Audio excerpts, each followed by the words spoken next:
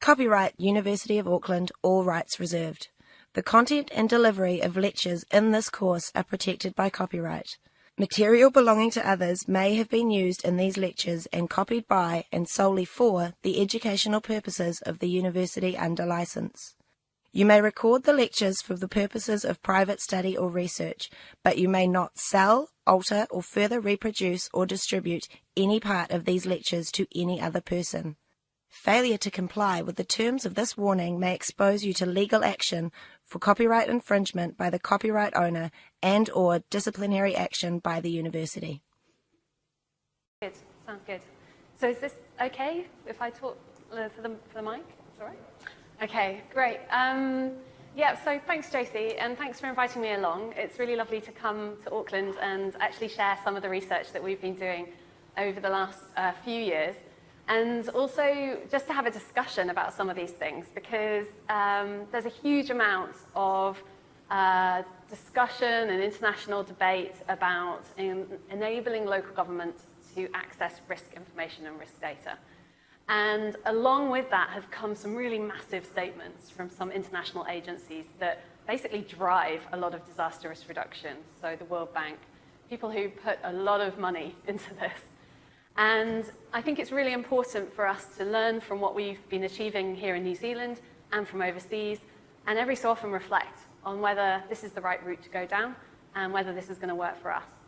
So my talk today is framing around risk modeling tools, and the idea is discussing whether this is really useful and practical and some of the challenges and the benefits of having these tools, and drawing upon some of the changes that are happening at the moment in terms of the international disaster risk reduction sector.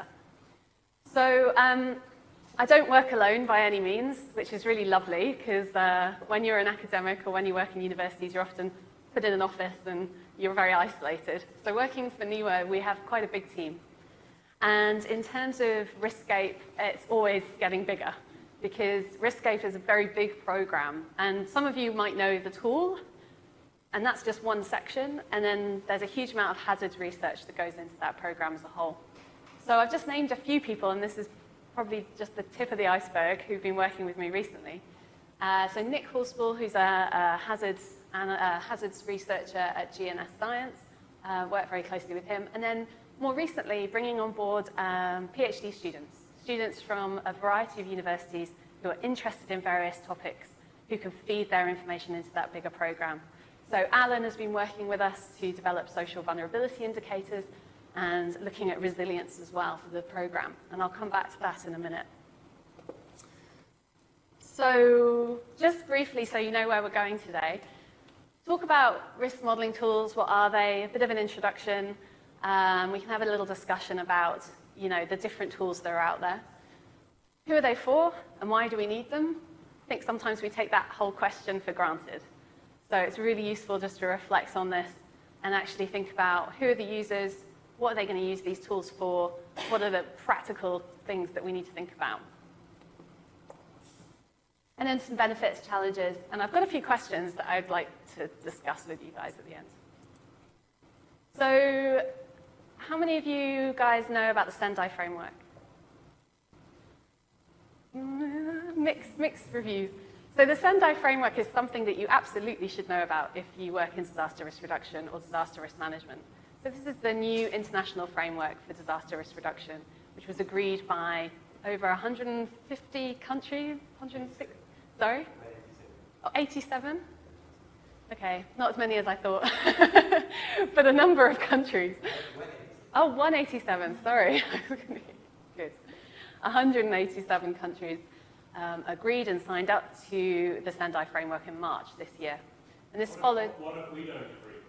On a personal level or on a philosophical level?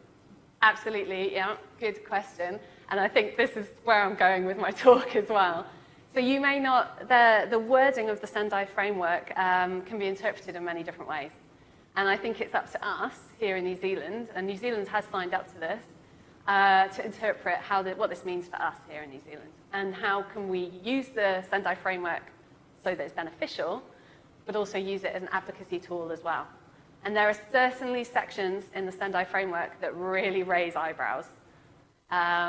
If you do have a look at the document, and I would recommend you have a look at the document, because this is going to be guiding disaster risk reduction for the next 30-odd years internationally.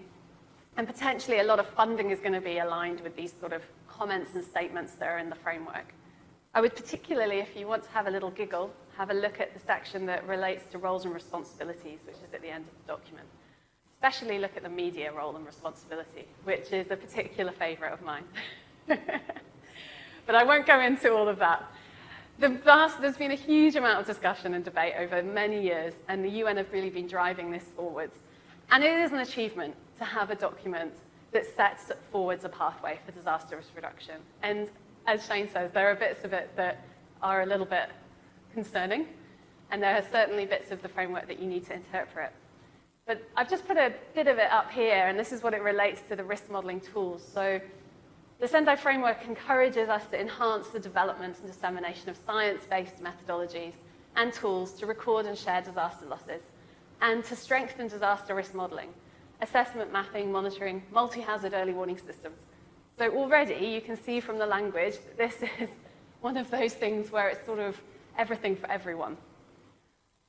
But it specifically talks about disaster risk modelling, which is interesting because if you look at the predecessor, the Hyogo framework for action, it doesn't go into this sort of technical language. It doesn't go into this sort of detail. So we're really starting to see a strong science-based element coming into these international policies, which is good for science. So I started to write out as really one of those PowerPointy titles where you start saying, international drive for disaster risk reduction with science-based. And I started writing it, and I started going, international drive for national and global risk modeling tools that are available to everyone at all scales, linked to national databases but owned locally, combining both traditional and local knowledge with scientific knowledge that are transparent. I had to take a breath at this point because I was really starting to lose it a little bit. They're also open access and open source, and yet reliable and robust. Blimey, take another breath, and used. So these big international policies and frameworks, when you read through them, there are big statements like this coming in. And already in what I've written here, which is summarizing some of the language and wording in some of these international policies, you can see that some of them just don't match. How can you have a national or international global database that's owned locally? How can you have tools that do everything for all people at all scales, local and international? You know, these statements actually, when you start looking at them in detail, although they're very much from a good place and they're encouraging these things to be taken on, they need that local interpretation, as Shane was saying.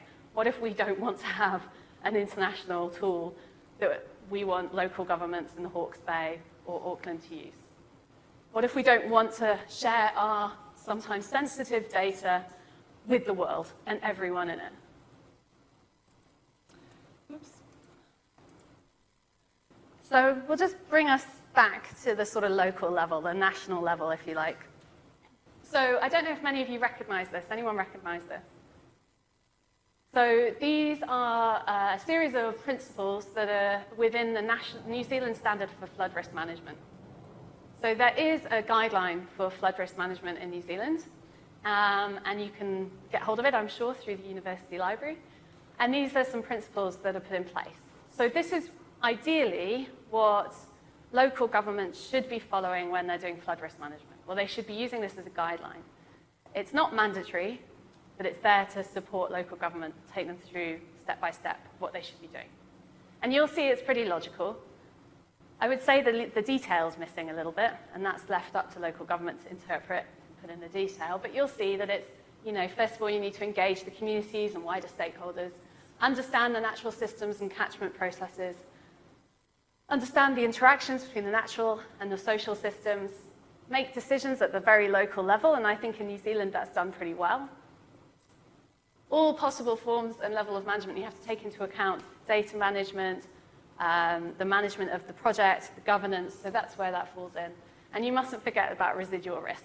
So whatever you put in place, there's always potentially going to be a risk left over, which needs some thought put into it. And I think if anyone's been watching the Wanganui floods in June and following that story, you'll see that residual risk was something that perhaps they could have thought about a little bit more with the communities.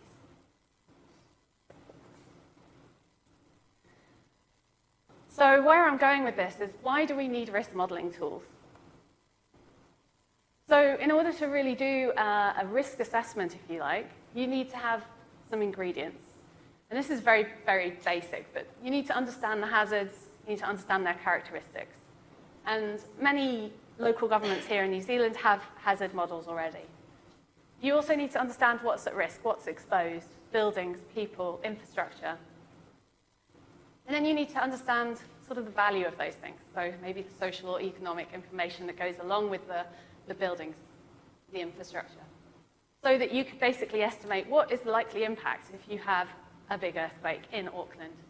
What are the economic losses you're likely to see? What are the social implications of this major disaster? So you need all of these ingredients, and you'll see that that was sort of, so that's sort of coming in at this number 2 and number 3 of your steps. So you're sort of pulling together all this information. Now, let me ask you, where would you get that information if you were a local government manager or officer in Auckland? Where would you access information relating to all of those things? Anyone got any thoughts?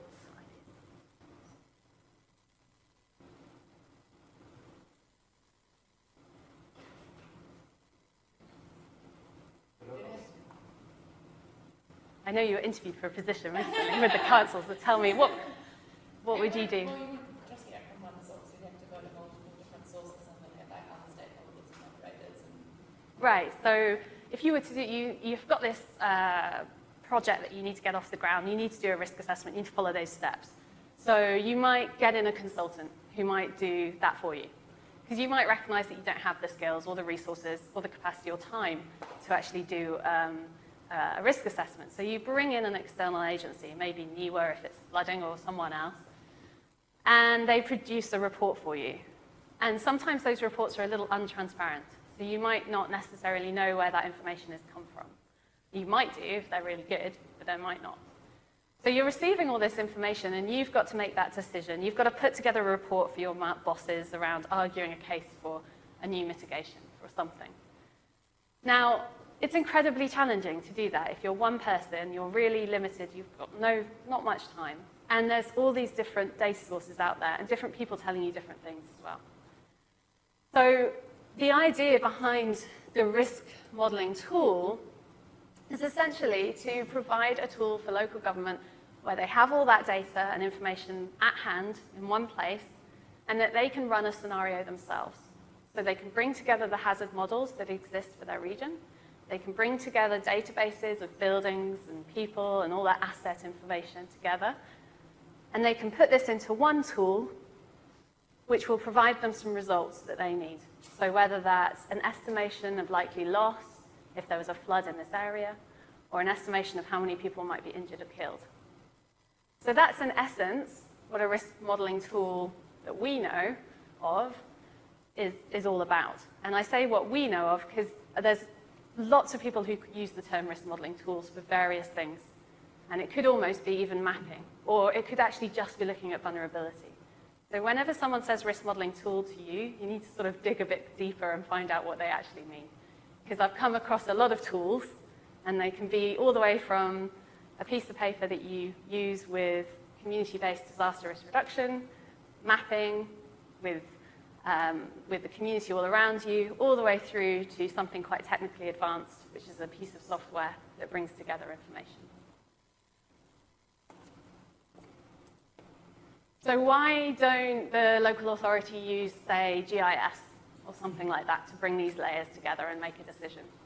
Now, 10 years ago, when RiskScape first started up, this wasn't really an option. If you think back 10 years ago, I'm not sure how many of us even were able to play around with GIS or have access to GIS software like ARC and things like that. And if you did, it was a very expensive license, and there aren't that many people who are technically trained to do complex calculations. So the idea of Riskscape was that we would be separate from these licensed softwares. So that's why it's standalone from ARC or QGIS, which is more recent. But even now, to use GIS, you still need a level of technical knowledge and know-how. And you need to understand how to interpret the results, and you need to understand how to develop functions. And I'll come on to that in a little bit. I'll introduce functions in a bit. So there are GIS platforms out there that you could use to do your risk analysis, your mapping, and produce something quite nice. But I would imagine it would take quite a bit of time, take quite a bit of coordination and training. You might even need a specialist GIS team within your local authority or your local council to support you in doing that. And it might be quite expensive to do that. Within a risk modeling tool, there are multiple calculations that go on behind the scenes. So you would have to do that upfront manually yourself in GIS. The other thing is, like I was saying, and like we were saying, there's lots of data all over the place. So we want one tool that brings all of this hazard and risk information together. So here you have a really simple outline of what Riskscape does. So you've got the hazard model. So we bring together hazard models, bring in, oh, that arrow's facing the wrong way. Flip that. Bring in the asset information, and you've got your function in the middle there, which I'll explain. And then ultimately, you want to get this scenario, this estimation of what might happen. So it explores the relationship between the hazards and the assets. And it tells you maybe where things might be exposed and what's the likely impact. This is just a bit more of a technical diagram of the other thing, and it breaks it down a little bit more. So we have hazard modules. We have vulnerability module, which is that function I was talking about. You have the asset modules, and you have the aggregation unit. So what spatial unit do you want the results in? Is it suburbs, mesh blocks, grids? And this all feeds into this risk model. And the outputs, as I said, are about exposure and loss.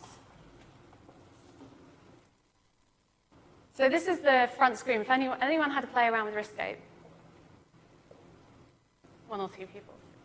So if you've opened up Riskscape, you'll see something a bit like this. Now, it is going to change over the next few months because we've got a new release coming in December, which is looking a lot smarter. But you have basically got your interface, so you've got your mapping interface here, and you've got those sections there that I was talking about, your modules. So you've got your asset modules, your hazard modules, and what you want in terms of results. So currently, Riskscape can tell you some information about building damage. It can tell you how long people might be out of buildings, which is very useful for economic calculations.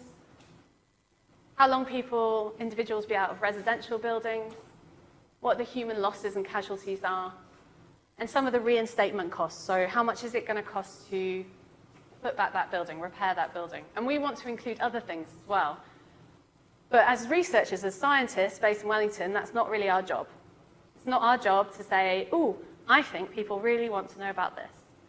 And this is where we have to engage with local authorities and users of the tool. So we need to ask them, what do you need as a result from this? Is it actually number of people killed, or is it something quite different?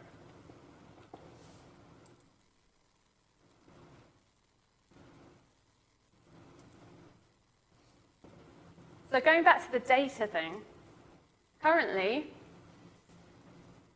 a lot of our work at NIWA and GNS is about developing these functions, developing these calculations that show the relationships between the hazard and the asset.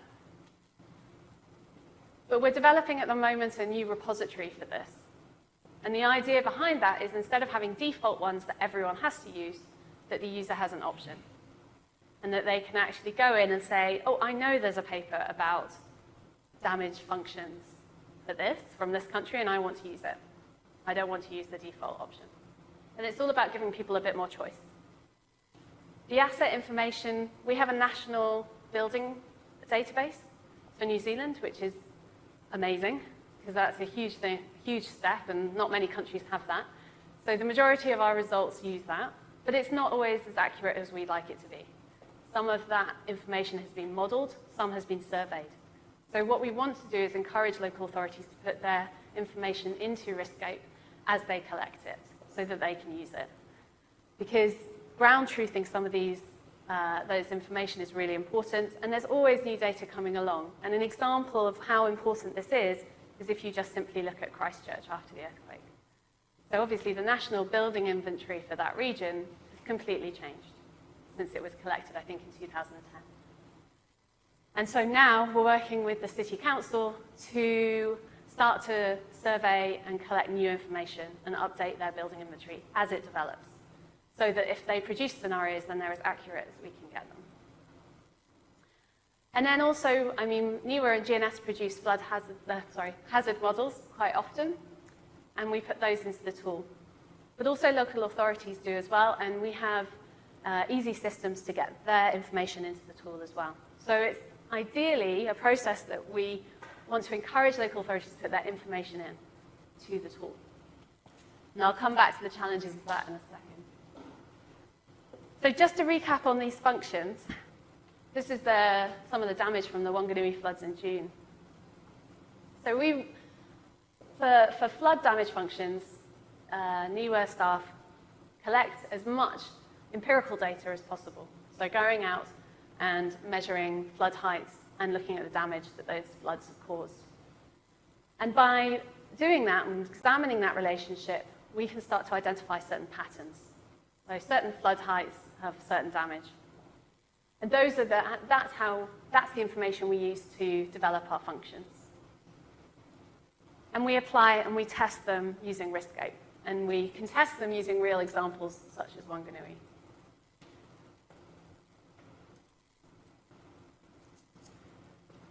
And those functions, those scenarios, they can all be used, and they have been used in New Zealand. So we've done work with the town of Westport, looking at what sort of flood mitigation options might be the most cost benefit for that region. And they're currently using some of that original data to communicate to the public now and make decisions about what they want to do.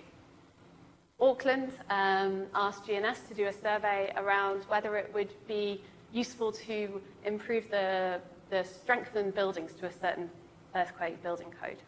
Using some of the scenarios, they produced a report to help the council have a little extra information. And you can go on the Auckland Council website and download that report if you want to follow up.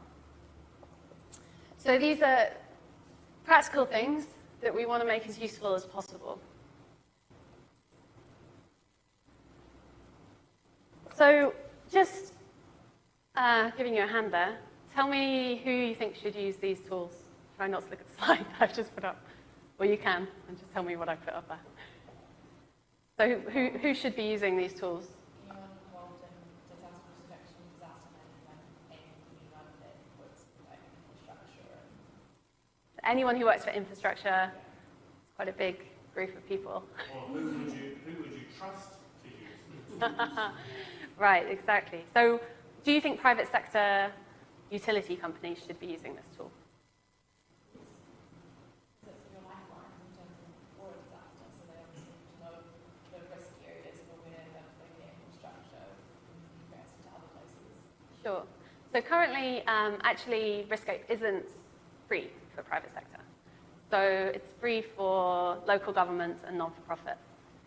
Do you think that people who are putting some of their sensitive information into the tool will want private sector to access that information? Depends on your overall aims and your outcomes. No. It depends. It depends. Probably not. And that's the problem we face. So although, of course, utility companies should be in this discussion, absolutely, they have a responsibility in terms of disaster risk management. But sharing some of these things with them is very difficult, and it's not up to us who design the tool, it's up to the local government how they use their data and who they share their data with. And so once you start thinking about who should use this and why and who are our users, this is a massive, massive question. And if you think back to that original statement that I put up on one of those first slides from the Sendai framework, risk management tools, open access, open data for all people to use at all scales, so that my grandma can use this. That's what they're saying. Oh, and also the person who's responsible for disaster management in her region. Is that realistic? I'm not entirely sure it is myself. But as Shane was saying, it's up to us to interpret what we can and can't do. And so one of the big challenges we're facing at the moment as the RiskScape team is it's not open source, it's not open access necessarily, because we don't necessarily own that data. And we have to work with the users that we have here and with the people who do own that data. But then we have the World Bank going, oh, but all tools need to be open access and open source. And so we won't fund things like RiskScape because it's not open access, it's not open source. So there's always a challenge and a discussion to be had. And currently there's going to be a huge discussion going on over the next few years. And if anyone's interested, there's actually going to be a really interesting workshop or conference, I should say, in Istanbul called Understanding Risk. And this is the World Bank conference, and they focus on various different things. And they often focus around what they call big data, so data around risk. And that's going to be in March, I think, next year. I'm looking at JC. It's March, and they've just started to announce it, and they've just started to advertise it. So if anyone's got some spare money lying around, wants to go to Istanbul, might be quite an interesting conference. So this is the list we have for RiskScape. So this is who we think should be using RiskScape, or using the results from RiskScape. And even this list is so broad. And a land use planner will have completely different skills and needs from an emergency response officer. Civil defense will, again, have very different skills. So at the moment, we are doing a whole range of engagement with civil defense. We're going to be doing it from now for about a year to identify exactly what civil defense emergency responders in New Zealand need from this tool. And this is a sort of new approach for us. We sort of did group these people together, and because the tool was quite new for its time, we were sort of testing out what was needed and when. And now we really realize that we need to tailor a few of our things. So that's something that we're going to be doing. If anyone's interested, I'm more than happy to chat to you guys about that afterwards. And then we have the international teams who are getting interested in risk modeling tools. So this was me. I'm not in that picture. I was taking that picture in Samoa last week, where we were having a project design workshop to see if we could develop a Pacific risk tool. So here are some team members from the National Disaster Management Office and from Land Use Planning Office in Samoa. And Nick, there you go, you can see his face now, from GNS there, and a colleague, Sean, from our Christchurch office. And even just having those two agencies coming together was so complex. And coming up with what they needed from a tool and when, and what was the time frame, was really challenging.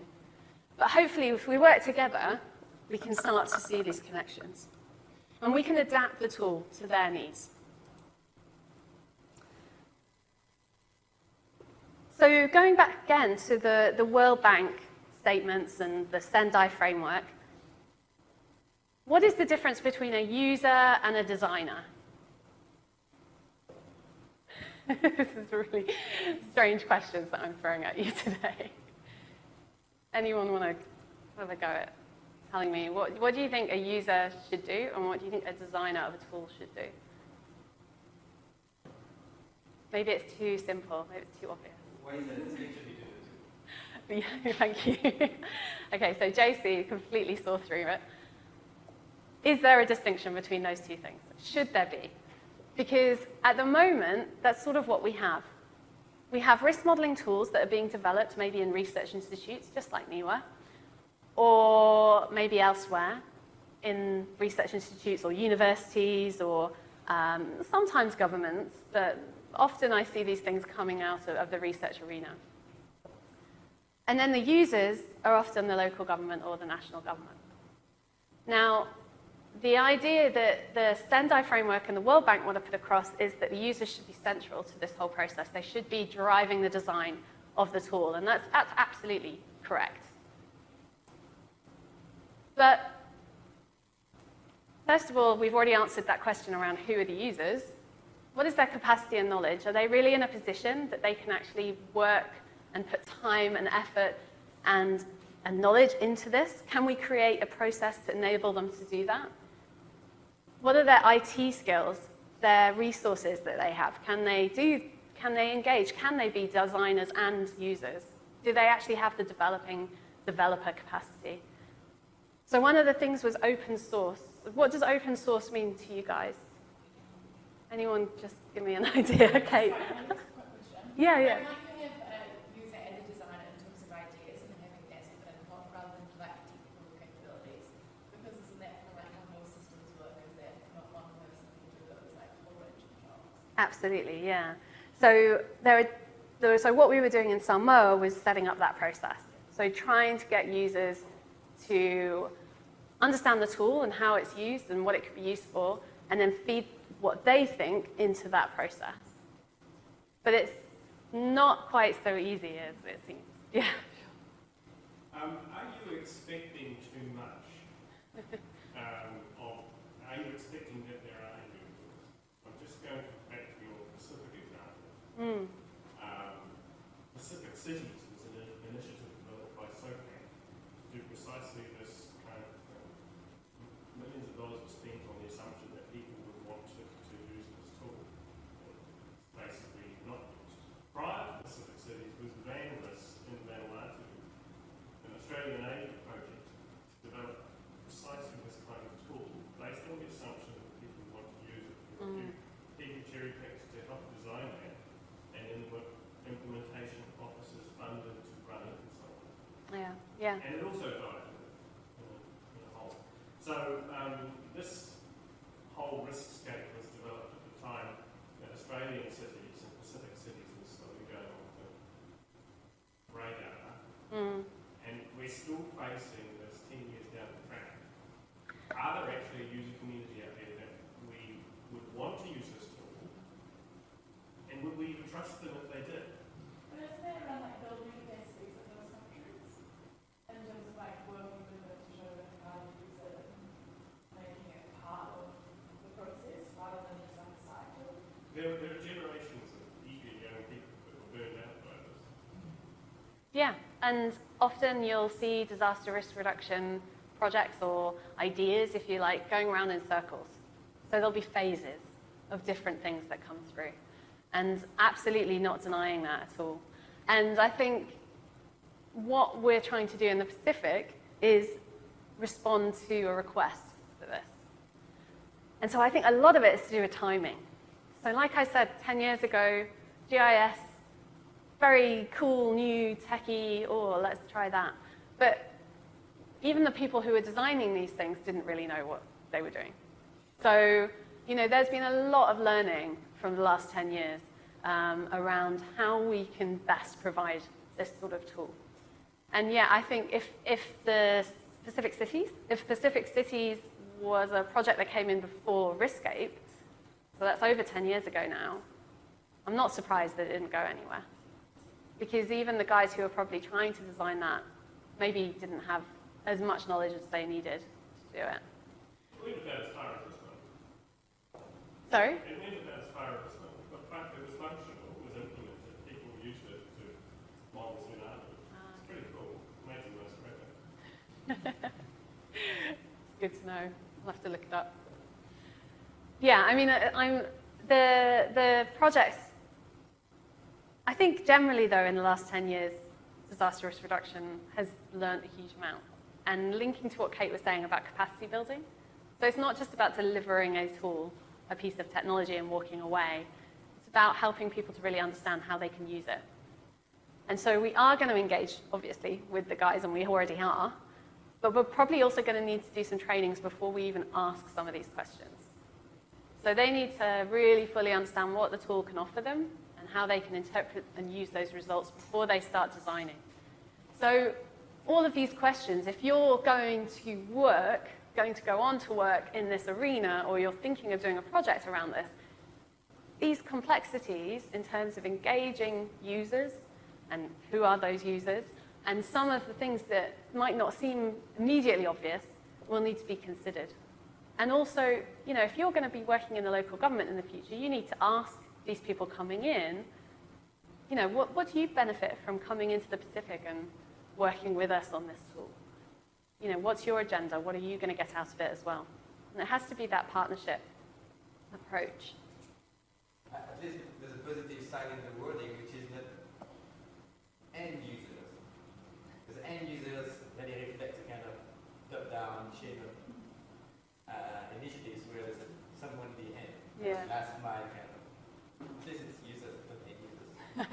And we're users as well.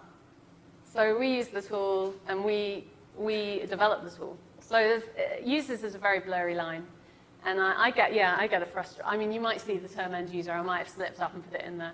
But I get frustrated when I hear about end users as well. Because it does suggest there's a finality to it.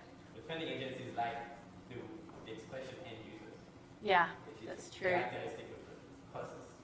Yeah, top down. So we've sort of touched on some of these benefits, but hopefully the idea is that it's context specific, which goes against some of the stuff that we were seeing earlier. It's one source that you can go to.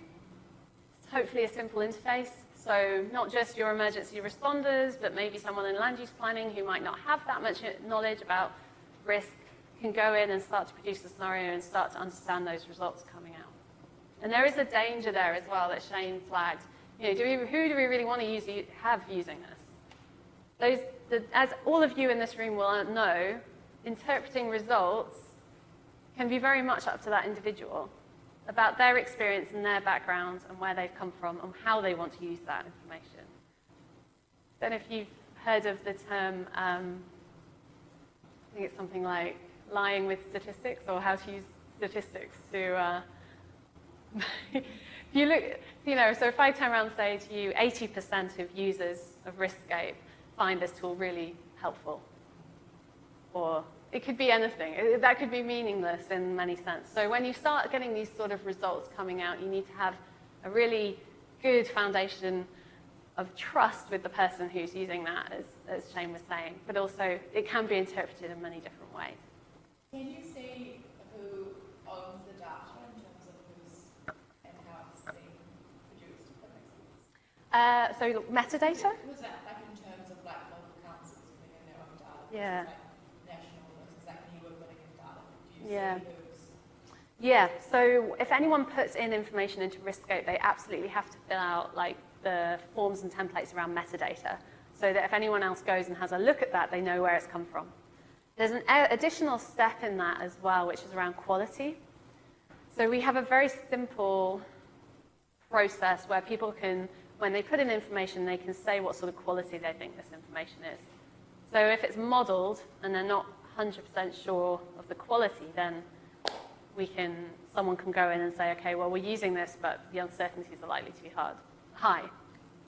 Does it include as well sensitive social data, like incomes per household or disabilities and these kind of things? Right, so at the moment, what we have in there is the deprivation index, but we don't use that for any calculations at the moment. It sits separately, so you can map it, but that's why we're working with Alan to sort of develop social vulnerability indices, or functions that might calculate those indices. Is it household scale or?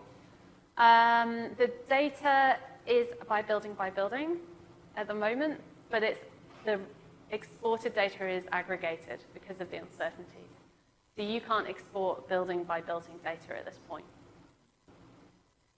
That was just going to be my question around uncertainty, because, I mean, it's amazing to get a single kind of end result, but considering there are so many different data sets with so many, are the impacts in terms of a range, or is there an error associated? Yeah, absolutely. There's always going to be an error with any model that is produced. And that's not communicated to the, I guess, if it's somebody in local government using it. yeah. So currently, the information is stored on a technical wiki that is attached to the tool. And so that person can go and read about how that, like what model that is, where did it come from, who owns it, what's the quality, and they can, at this point, make their own judgment. But we don't think that's good enough at this point, I would say. So we would like to start thinking, and we're doing this at the moment as a team, is how can we communicate that uncertainty in better ways? So can we visualize it as part of the mapping process? Can it be produced alongside the results? So you can start seeing the error that you're working within. Now, this is a really challenging area of research, actually. Yeah. And so one of the things that we would, I imagine, like to do going forwards is working with universities more to try and come up with some of these solutions. And also leaning on those people who are doing work in this area. We can't be experts at everything. So there are people who specialize in communicating uncertainties. So it might be quite nice to see what they're doing. But it's certainly on our radar, and it's something that we want to do. But at the moment, that communication of uncertainty is mainly in the technical reports. So it does require users to be able to go in, have time, and read those reports. And it's often, that's challenging in itself for people.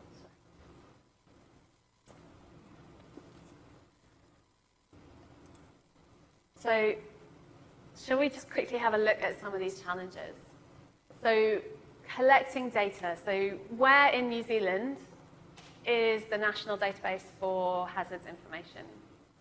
Where would you find that? In Wellington? Sean? Shane, even? Sorry.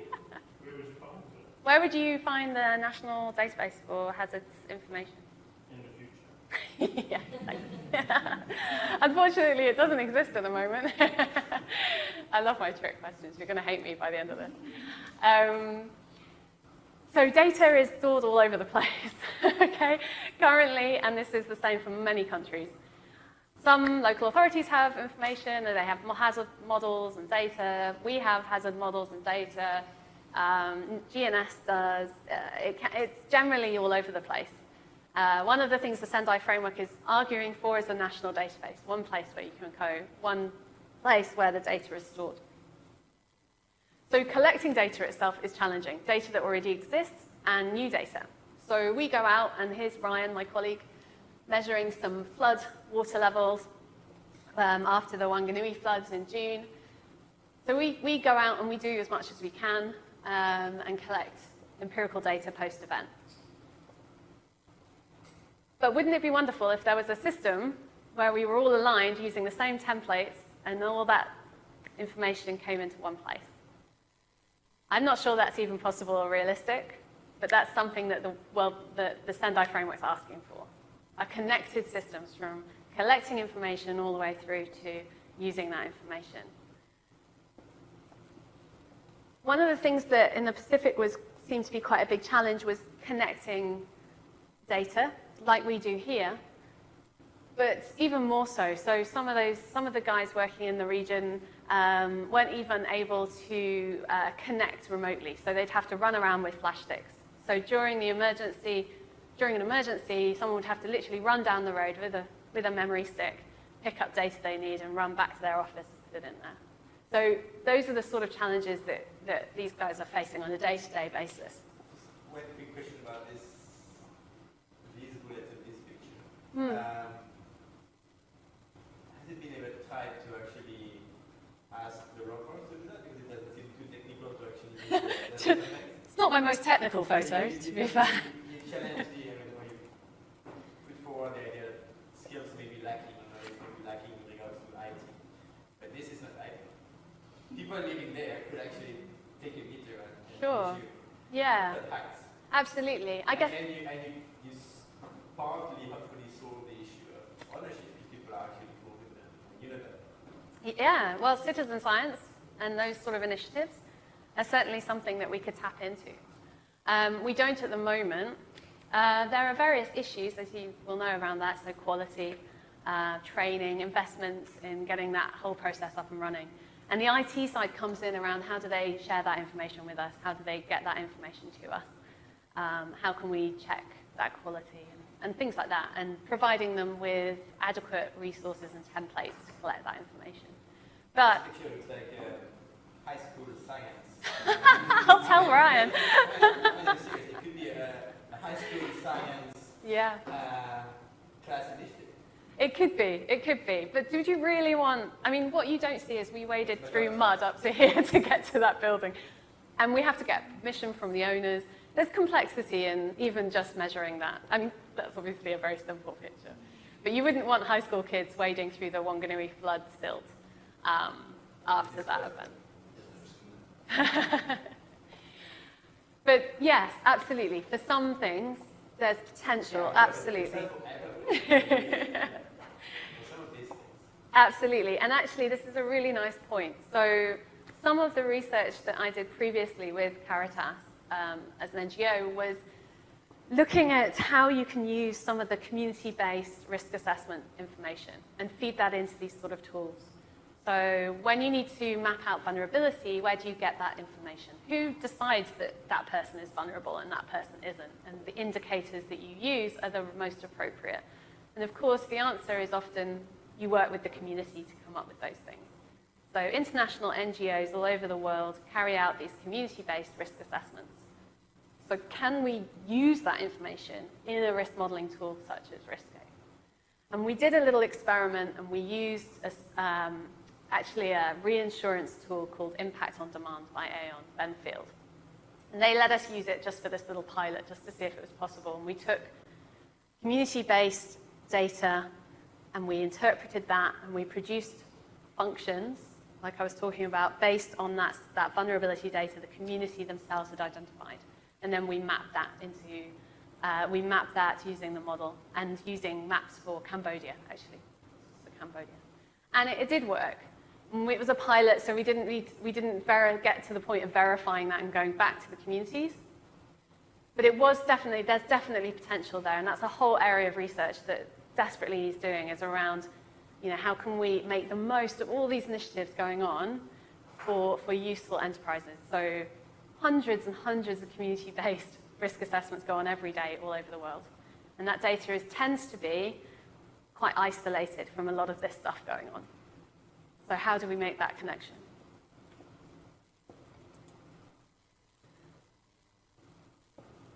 So we've already touched on a few of these already, actually, which is great. I think this one is probably, for me, becoming one of the biggest challenges. So how do you ensure that in 10 years' time, that model is still working, is still used, just like Shane was saying?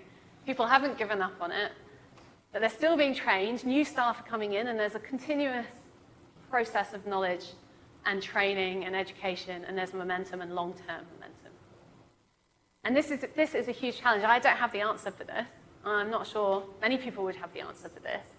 And all we can do is make sure that we try and put in enough training, skills development, technical support, backing up their systems as possible, and learning from that process. Does anyone else have any other ideas? Because I am open to them at this point.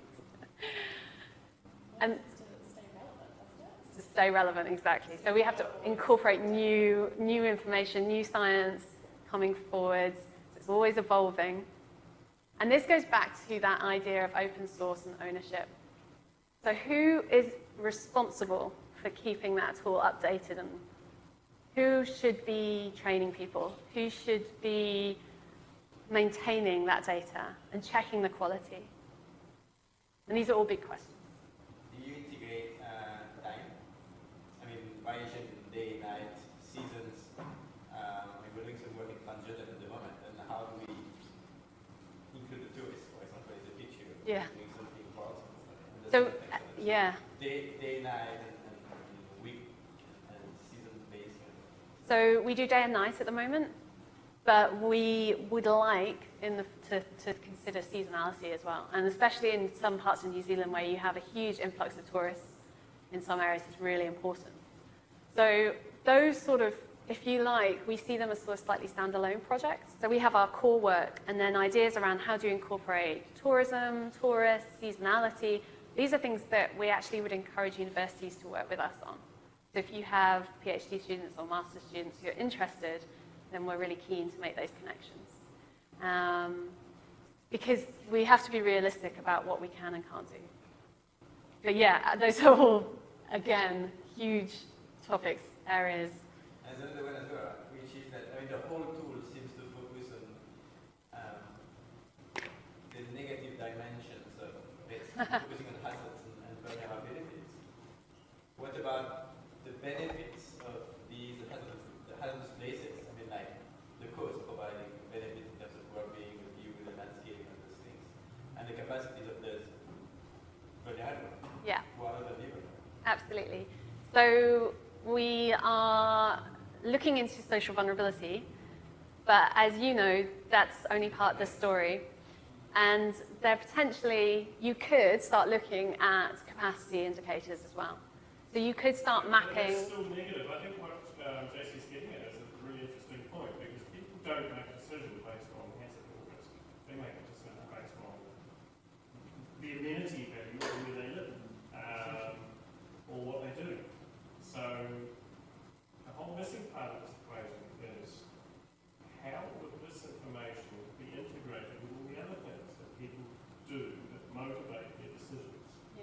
Yeah, absolutely. So it's broadening out that cost benefit to incorporating the qualitative and quality of life and all of those elements and livelihoods and things like that. And I think, you know, yeah, ideally you would have a tool that could do that. But ultimately these tools are based on quantitative data. So you need to change that qualitative information into quantitative data that can be plugged into a tool like this. And potentially this is not the right tool for that. I would say that, you know, you use these tools part of a whole suite of things. And I think you're absolutely right. No one should be making decisions purely based on cost benefit, based on estimated losses. It should also be balanced with what are the livelihood situations in that area? What is the quality of life? What do people want from living there? But it does come back down to risk perception. And as we know, that's a really challenging area. You know, do people really have the information at hand to make those decisions wisely? All good things. I feel like I should be taking notes and then giving out research projects to you all after this talk.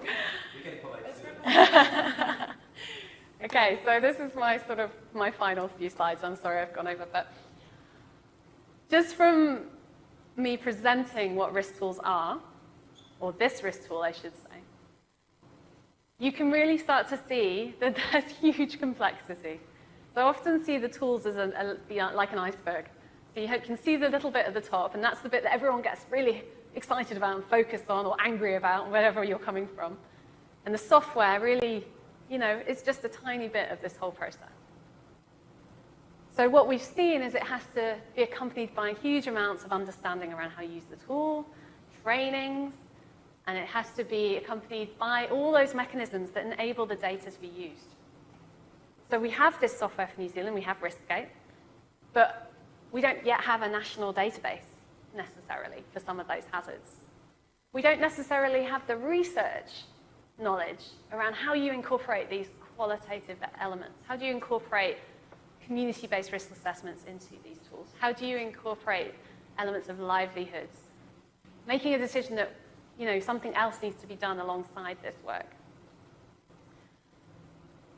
And so you can say sort of what are the solutions, but I'm thinking the World Bank are already trying to find solutions to some of these without necessarily digging into the detail that we have just today.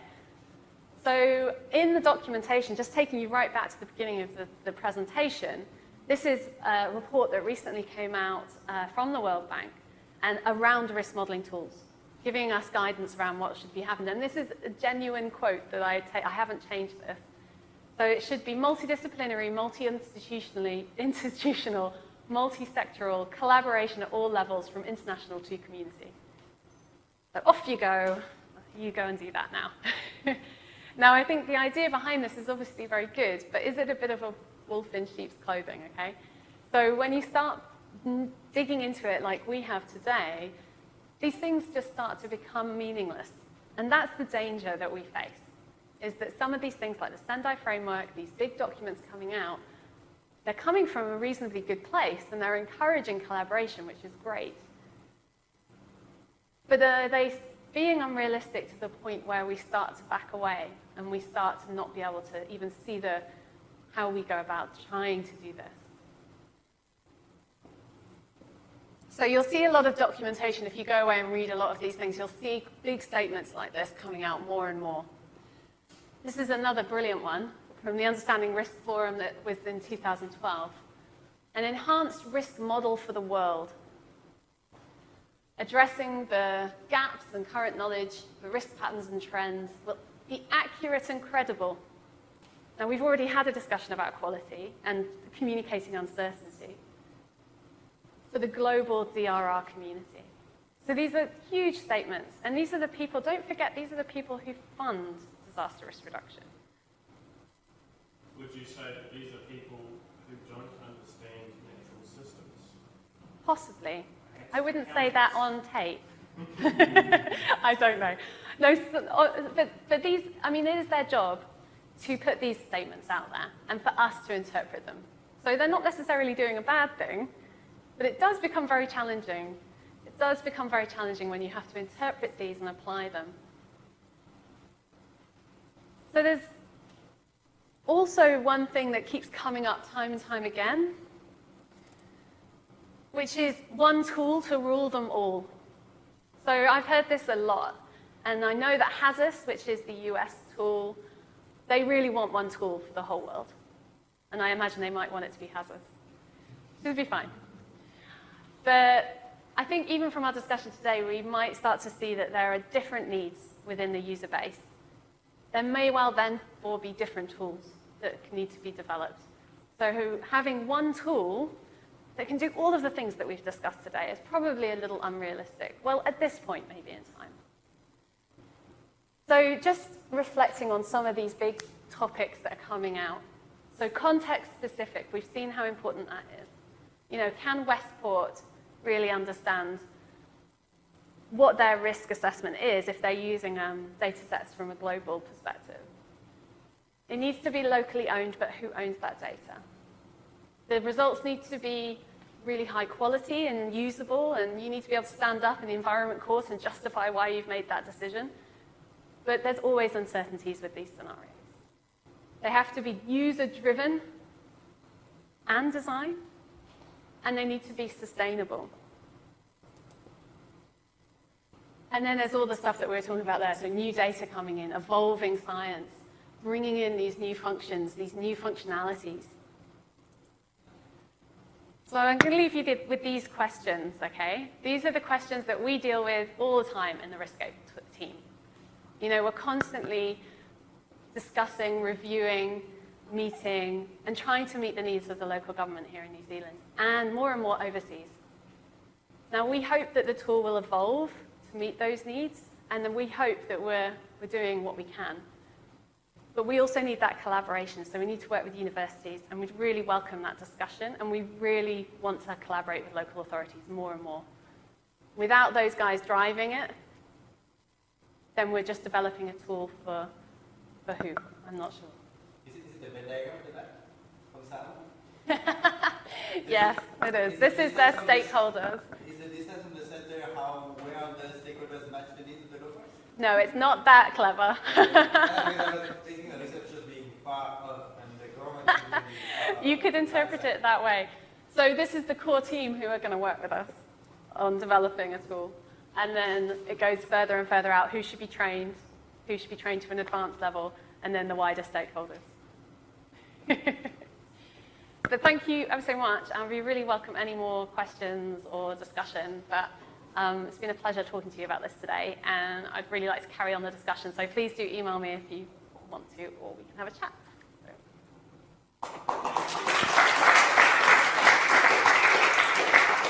Any further queries, comments, questions? Do you see this tool as being more used in a long-term planning sense or in a crisis response type of context, and how do you deal with that? So I think originally, and I'm sure if my colleagues from the RiskScape team were here, they could provide a bit more information. And Shane, you might know actually, but I think originally this tool, well, many risk modeling tools came from the insurance sector originally, the idea, if you like, so from catastrophe models. But of course, these are closed. They're owned by the insurance sector, and they don't let us use them. Aon let us use theirs for a very short period of time, and then sort of got all concerned that we might want to use it for a longer period of time. And so generally, I think the aim was economic losses. That was sort of where RiskScape started, and I think it really was aimed at the land use planners, I guess.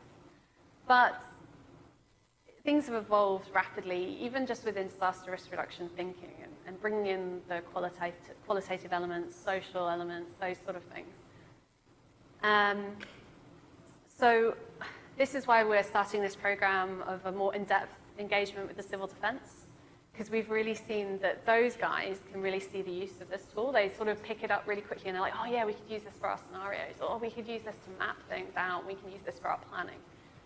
What we're sort of been talking about, and I think many people are talking about, is linking this to real time.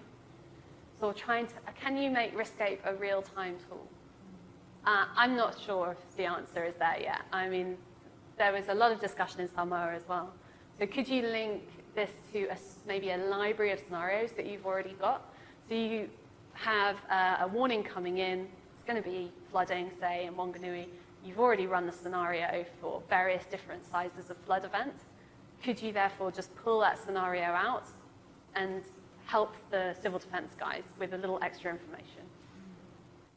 It could be more complex than that, I imagine, but that's sort of maybe a possibility in the future. So originally I think it was for land use planning, it was for long-term disaster risk reduction mitigation. But I think there's potential, there's a huge potential for civil defense to use this. It's kind of really the benefit of the program that it is able to be like evolved and have that evolution in that needs. Yeah, it's definitely a benefit, and we see that as a huge benefit. But many local authorities don't see it that way. So constantly changing software is obviously really frustrating for some users. It's a balance, I think. I've been picking on you, but You have been cruel. I feel as if I'm able to do so, since I've known you since you were a bright-eyed young PhD student. I'm still bright-eyed. In the era of at that time, we're all Robert Chambers acolytes, and we're all whose reality counts and so on, the solutions in the community. And you seem to have sold out to the man. Oh, You no. have a tool in one hand, which you are going off to sell to the masses. I would hope that's not the case at all.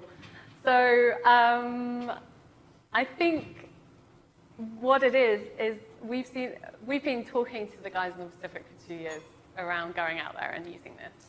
I'm not just talking about them, I'm talking about the world. The world.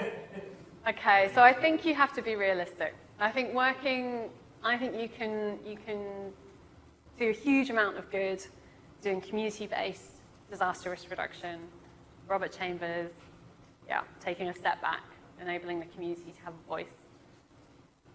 But there's a balance. And, there's a huge amount of... After 3 years, working for 3 years within an NGO that does this as its primary DRR work, I was working with a lot of communities who fundamentally didn't understand hazards.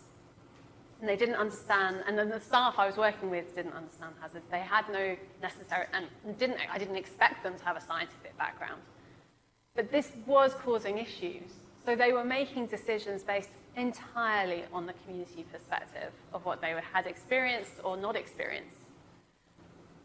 And that basic sort of scientific risk assessment was severely lacking. And so there has to be that balance.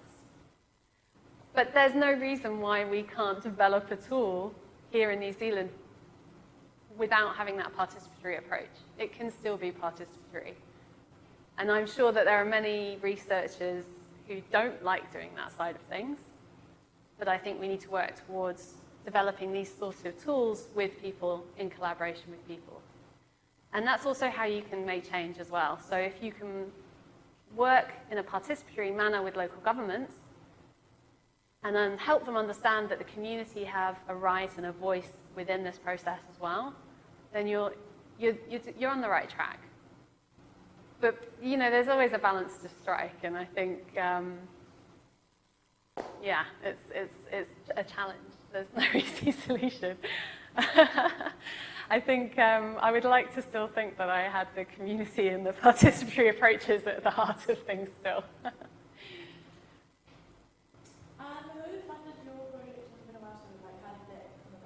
So we are through to the first, so we're in the full proposal stage of MFAT funding. So we have got through the concept note stage, and it's partnership funds, so it's development funding. But we haven't got the money yet.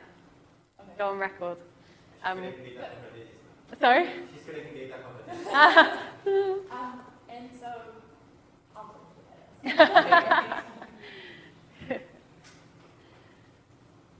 Yeah, and if you want to come and chat to me about if you have an idea, if you're doing a research project, you want it to be connected, or you want it to be feeding in or useful in some way to the RiskScope program and to others, then please do come and have a chat, because we have a number of master's students working with us at the moment from Canterbury University and a few PhD students as well. And it's invaluable to have people who are fresh and bright-eyed working with us, and coming up with some really creative solutions to things that we're bashing our heads against.